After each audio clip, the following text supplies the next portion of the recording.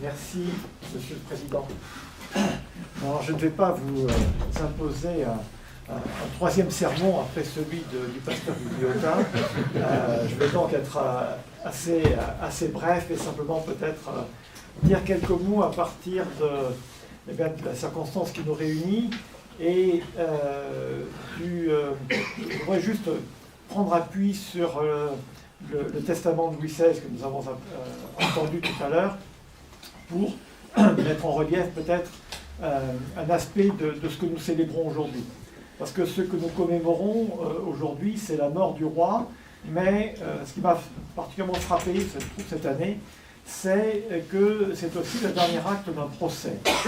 Et donc, pardonnerai, j'espère, aux juristes de vous faire un bref commentaire, je promets qu'il sera bref, de l'arrêt, au fond, dont nous commémorons l'anniversaire aujourd'hui.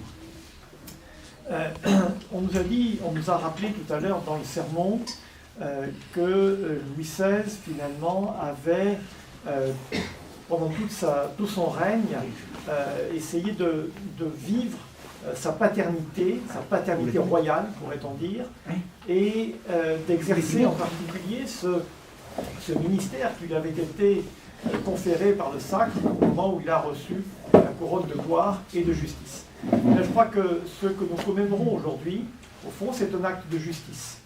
C'est un acte de justice puisque Louis XVI a été jugé. Il a été jugé, mais la sentence, ce n'est pas la Convention qui l'a rendue, c'est lui. C'est lui qui a rendu le jugement dans son procès et dans son testament, et jusque sur ce dernier trône qu'on nous a rappelé tout à l'heure sur l'échafaud du 21 janvier 1793. Alors, qu'est-ce qui permet de dire ça? Eh bien, c'est, si vous avez en tête le testament de Louis XVI, vous vous souvenez sans doute qu'au début, il se présente Louis, 16e du nom, roi de France. Et c'est en tant que roi de France qu'il écrit ce texte le jour de Noël, le 25 décembre 1792, le jour de Noël qui est aussi le jour anniversaire du baptême de Clovis. Et donc, il pose un acte de souveraineté, un acte royal et un acte de justice. Et cet acte de justice, eh bien, c'est au fond la sentence du procès qui lui est intenté. Alors, la sentence, la décision finale, on la connaît. Il termine son testament en disant qu'il est innocent.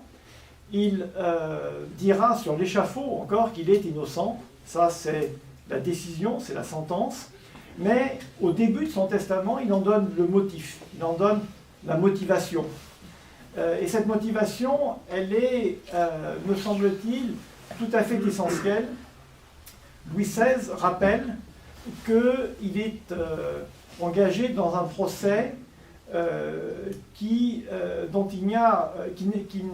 ne repose sur aucun moyen tiré de loi existante. C'est tout ce qu'il dit, au fond. Il ne développe pas les arguments constitutionnels qu'il pourrait développer, il laissera ça à ses avocats, qui s'en inquiéteront d'ailleurs très bien devant la Convention, mais lui, dans son testament, qui est un acte de justice souveraine, dans lequel il se juge lui-même, finalement, eh bien, il met l'accent uniquement là-dessus. C'est-à-dire qu'il n'y a aucun moyen de l'accusation qui est portée contre lui dans une loi existante. Et pour cause. Et pour cause parce que ceux qui le jugent, eh bien, ce sont ceux qui dans, du moins, l'organisation constitutionnelle des pouvoirs, sont les législateurs. Et le procès de Louis XVI, c'est un procès tout à fait particulier qui ne repose effectivement sur aucune loi existante, sur aucune loi préexistante, mais qui est intenté par ceux qui font la loi. Louis XVI est jugé, non pas au nom d'une loi préexistante, mais au nom d'une loi qui est faite par justement le procès qui lui est intenté. La Convention édicte au fond la loi en jugeant le roi. C'est-à-dire qu'elle confond à la fois la loi et le droit. Et c'est l'acte fondateur finalement de cette confusion que nous vivons encore, dans laquelle nous vivons encore, confusion entre la loi et le droit. La Convention ne s'appuie pas sur une loi existante pour juger le roi, elle juge le roi au nom de la loi qu'elle est en train de faire en le jugeant. Et Louis XVI a très bien vu ce qu'il y avait de monstrueux dans ce procès, justement, et il le dit dans son testament. Il rappelle dans son testament que s'il est innocent, c'est parce que, justement, il n'y a aucune loi préexistante qui justifierait la peine qui sera prononcée par la Convention.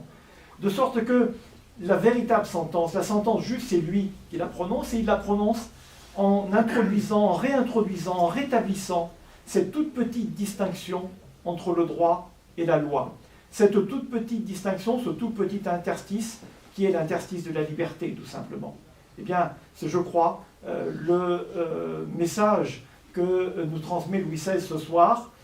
Il nous incite à nous faufiler finalement entre la loi et le droit, ne pas confondre la loi édictée par un parlement quelconque avec ce qui est juste.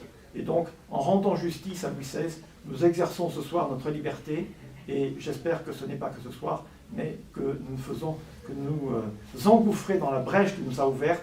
Louis XVI nous a ouvert ce soir les routes de la liberté.